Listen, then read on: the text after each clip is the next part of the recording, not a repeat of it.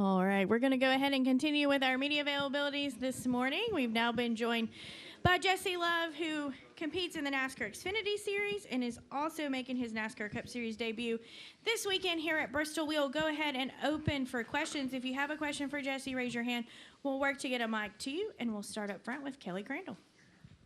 Kelly Crandall, Racer.com. Jesse, two things. What are the personal goals, first off, you hope to get out of making your debut this weekend? Yeah, I'm not a big goal person, really.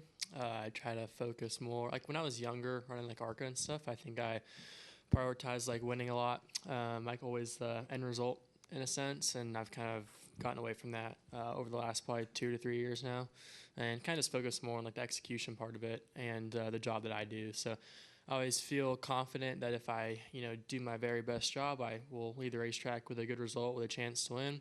And that could be completely different this weekend. If I do a phenomenal job, realistically, I'm probably not going to have a chance to win the Cup race, right? So for me, right, my goals, if I was only focused on winning, I feel like I'd be doing myself a wrongdoing, blanking on the word there, but I think that I'm just focused on leaving the racetrack, having run all the laps, and feeling like I did a good job. And I think if I do that, then I can have a result that will really satisfy me and the team. And then secondly, why Bristol? Why a place like Bristol to make your debut? Yeah, it's one of my better racetracks. For me, kind of more my wheelhouse. I don't really enjoy the flat track stuff a whole lot.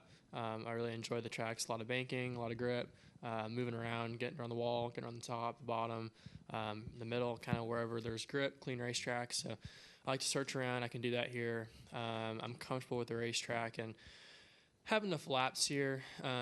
Took enough detailed notes over the years that when I come here, right, I'm having to learn a whole new race car. Didn't do any testing, right? So I can eliminate one of the factors of learning, which is learning the racetrack, right? Still picking up, things here or there throughout the weekend, but because I've been here enough, I can come here for the Cup race and not have to learn a racetrack and a car at the same time. All right, Lee. Lee Spencer, Sirius XM NASCAR Radio and CatchFence.com. So what did you do to prepare for this moment? I ran a lot of laps in the simulator. I think I probably ran about probably 2,000 laps this week on the simulator, whether it be the deal at GM Tech Center or whether it be even iRacing with Scott Speed. So just ran a lot of laps, trying different things.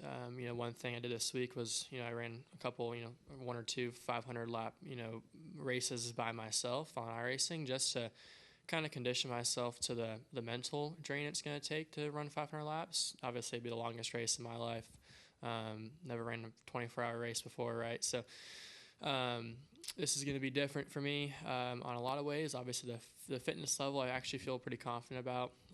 Go to the care center after the race, get an IV, have a bus for the first time this weekend, so I can not to travel back and forth to the hotel, can kind of go right to bed. And, I feel like the fitness side of it is going to be fine. Obviously, I had to step up my game kind of leading up to this race a little bit. But more importantly, I feel like getting the mental side of it, squared away. And I think the biggest part of that for me is, again, running 500 laps. The Xfinity races in the beginning, like last year, I remember getting out of the car and being like, there's no way I can run a Cup race right now. And honestly, every race this year I've been able to get out and be like, man, I wish this race was a little bit longer. And if I had to go, another double after this, that I could do it. So I'm in a much better fitness space now, and it's going to be a challenge for sure on the mental side of it, how draining that'll be. But I feel like I've put the processes in place to be okay. Have you leaned on Kyle Busch at all? Because certainly, you have the best underneath your roof, so I'm kind of curious if you asked him at all. Yeah, absolutely. I mean, it'd be dumb of me to not, go ask him questions and pick his ear when I can, or pick his brain rather. And he's been helpful for sure. And I always feel like Kyle's been an open book. I will say, Kyle's, probably the toughest competitor in the garage, and I do notice a little bit of a difference when I'm asking him questions when I'm not racing against him, when I am racing against him, right? So, again, it's really cool to, pick a guy's brain like that. And been able to ask a lot of people questions. I'm really close with all the Cup drivers on the front row side of things, like Todd, Zane, and Noah. And even asking questions like, what's your procedure like getting in the pit box, right?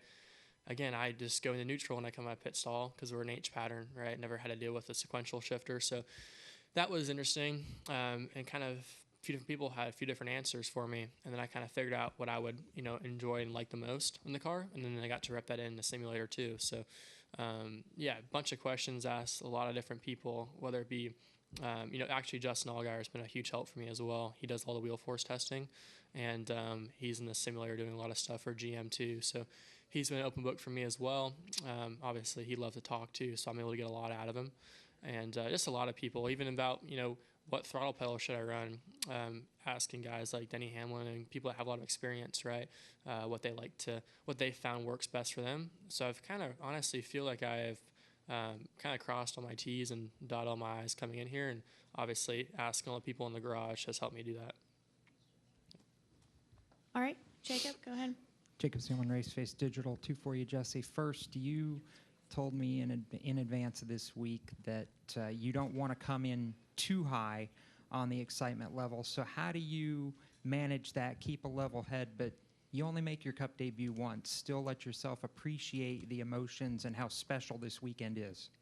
Yeah, I was driving up here, and I kind of got all my emotion out on the way up here. I remember, driving up here is like very mountainous, and it was like driving to Baylands, which is where I grew up racing quarter midgets. So it was kind of a similar, I guess, like terrain and route. So that was a pretty cool emotional experience for me. Remember when I was, 5, 6, 8 years old, running quarter midgets with my dad, driving up this windy path, one lane road up to the go-kart track, and then now doing the same thing, going to a Cup race. So that was a really cool full circle moment for me. And I feel like, the best way to go about it, for me at least, is try to keep the emotions at a minimum, not be overly excited, not be overly emotional about anything. And then after the race, I can kind of soak it all in, right? But, there's definitely nerves and things like that. But, I've worked my whole life so that I can be nervous on a Sunday. So I feel like I'm, really grateful that I get to feel this way about a Sunday race for the first time. And I feel like I'm trying to embrace it. So at the same time, try to go into the race somewhat neutral in a headspace, not let too many things distract me, and just try to, do a good job. And then after the race, I feel like I can kind of soak it all in. So that's kind of been my mindset, and feel like the Xfinity stuff, I can kind of be a little more outgoing and a little more excited about this weekend, because I really feel like we have a good shot to win the Xfinity race this weekend. But on the Cup side of things, just try to be level-headed and execute, the best that I can. It's not racing full-time on Sundays yet, but does this, at least in some ways, feel a little bit like a culmination of all the blood, sweat, and tears that it took to get to this point? Yeah, that was, part of the reason I got to, get my emotions out on the car ride up here. And I feel like once I got all that out, now I have a little bit more of a clear head. But yeah, there's been, so many sacrifices from my friends and my family, and, even myself throughout my whole career to have the chance to race on a Sunday. And obviously now that day's come, so that's, a really cool moment for me. But, I feel like just kind of embracing all the emotions as they come. I feel like, all emotions are real and they're valid, and still a really cool thing. But I feel like because I'm kind of present in the moment and understanding of, trying to keep those emotions in check and not get too wrapped up in the moment, that I feel like I'm kind of pretty calm going into this weekend. Again, don't have a lot of expectations. Only expectation I have is that I, execute what the car is capable of and what I'm capable of. And I think if we do that, we can have a good showing. All right, Zach. Zach Sterniolo, NASCAR.com. What's the allure of Bristol Motor Speedway? You've been able to race here 4 times already between ARCA and Xfinity, but the history of this place and the feel of racing in what is this arena, what's that like as someone who is still fairly new to the sport and this place particularly? Yeah, I think that the biggest bummer is that it's not a night race for the Xfinity stuff this year. Do we come here twice in the Xfinity car? We do? Okay, well, at least the second one's a night race, so scratch that. But no, I feel like the night race here last year was probably the favorite race, the coolest race of my life. Just getting a race against Dale Jr. and getting a race at Bristol under the lights, and obviously a bunch of fans in the stands. So just love the Xfinity package here. Is obviously really fun to drive.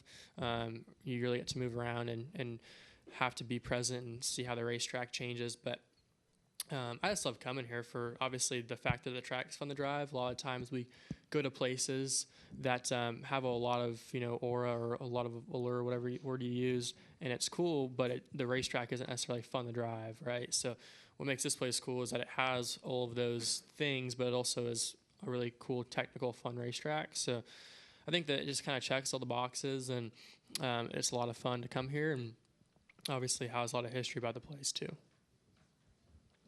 All right. I believe we have a couple questions over here. Dustin Long, NBC Sports. What are you curious to experience on Sunday? What am I curious about?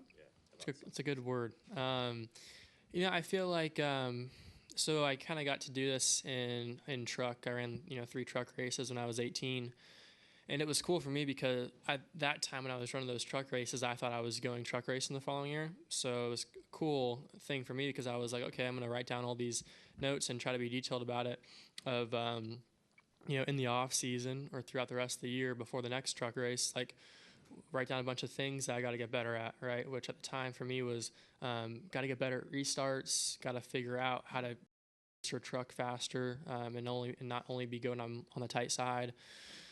Couple other things too, pit stops. So same thing for the cup race, right? I'm going to go into it and probably leave here with a bunch of notes in my notebook on, okay, I got to get a lot better at X, Y, and Z, and then try to bridge the gap if there is another one this year or next year if I'm doing it full time or whatever it may be. Try to just bridge those gaps, right? And I also think it's going to make me better on the Xfinity side for sure too. So, I was talking to Noah about it on the phone the other day, and he was like, I mean, you're racing against all these guys, right, that can come down to your level and be an Xfinity champion or win Xfinity races, right? So the whole Xfinity field can't win Xfinity races, but primarily the whole Cup field can win Xfinity races. So I'm looking forward to like seeing the depth of the field and how hard you run for 30th. It's super easy for me to run inside the top 10 Xfinity race, right?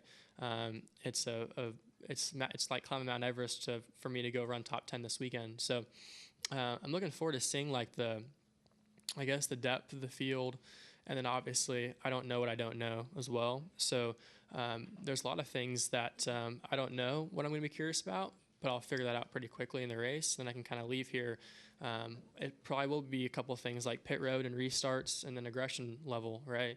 And those are 3 things that I'm going to try to figure out when I leave the racetrack, how to bridge that gap. So, and obviously there's been a little bit of like due diligence on my end too of kind of trying to be self-aware on what my, shortfalls are right now, so that when I get in the cup race, I can kind of hopefully step up to that level, hopefully before I have to, leave the racetrack. So, there's a lot of things I'm curious about and a lot of things that I know that I'm going to have to figure out, in the moment. I know you talk about leaving the emotions behind you on the trip up. What is this like for your family, and how is it maybe hard not to get too excited, because I'm guessing they're probably wound up and to kind of get fed into that. What's it like for the family, your folks? Yeah, obviously everyone that knows me knows I'm really close to my family and really care deeply about them. And for me, like I said, I had that emotional roller coaster on the way up here. So thankfully, I feel like I had that. So now I can kind of put it aside in a sense. Now that I have to go perform, but it's been tough for me because I have to do what's best for like what's gonna make me run the best on Sunday. And some people ask me like, how excited are you? Blah blah blah blah. I almost have to like try to put on a face in a sense, because it's hard for my family to understand what my sponsors and friends, what I'm having to go through, which is like, I can't be over the moon excited and emotional and things like that, even though they may be, because I have to go perform on Sunday, right? And if I'm in that headspace, then I probably won't perform as well. But they understand that. They understand the game, how the game's played. First rule of playing a game is knowing that you're playing a game. So I feel like I have to do what's best to help me run better on Sunday. And after the fact, then I feel like I can, give in and give those people what I want to give them to and what they want as well. Jordan Bianchi, The Athletic. What are your future plans, like in terms of what is your timeline to wanting to move to Cup? Is it a year or two? Are you in a rush to get there? Beats or- the hell out of me. I don't really know. I mean, yeah, obviously the sooner the better for obvious reasons, but I don't really know. I feel like I have opportunities and all that, which is great. But quite honestly, like I won't have those opportunities if I don't perform, right? So I feel like I've found a good headspace right now, which is like, yeah, like, be really grateful that I have those opportunities, but I also will lose them quickly if I don't perform. So just try to stay in the same headspace that I've been in, which is, try not to care about it too much. And if I do a good enough job, then those things will happen naturally. And I feel like, the last week, and then kind of Homestead too, Darlington to Homestead, right? I feel like is not quite up to par to where I need to be. So I feel like I've tried to make a little bit of a mental shift over the week to get ready for this weekend and try to just start, being like a top 2 to 3 car every week and not just like a top 5 to 6 car. Yeah. Okay, we'll end with Davey. Davey Siegel with Sirius XM NASCAR Radio. You said you did a lot of laps on iRacing, a lot of laps on the sim. How do you think that will compare to when you get in the car today, and how do you think that feel that you either had or you think you're going to have will compare to the feel in your Xfinity car? I don't know. I think it's important not to, get married to one thing, right?